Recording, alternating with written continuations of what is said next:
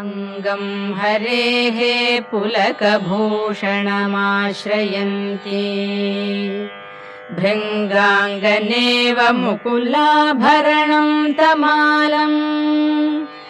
अङ्गीकृताखिलविभूतिरपाङ्गलीला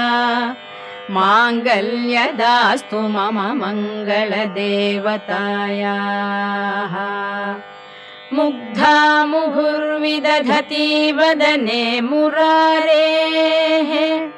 प्रेमत्रपा प्रणिहितानि गतागतानि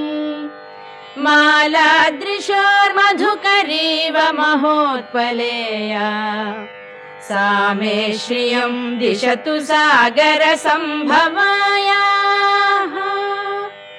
आमीलिताक्षम् अधिगम्य मुदा मुकुन्दम् आनन्दकन्दमनिमेषम् अनङ्गतन्त्रम् आकेकरस्थितकनीनिकपक्ष्मनेत्रम्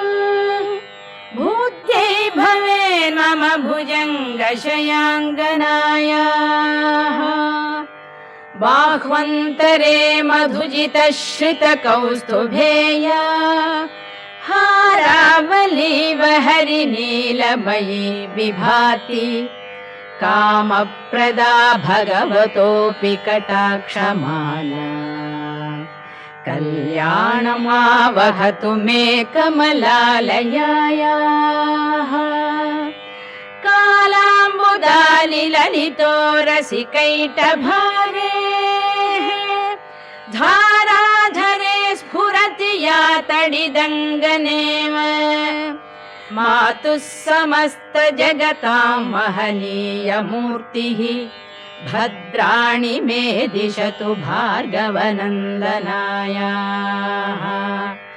प्राप्तं पदं प्रथमतः खलु यत्प्रभावात् माङ्गल्यभाजि मधुमाथिनि मन्मथेन मय्यापतेत् तदिह मन्थरमीक्षणार्थम्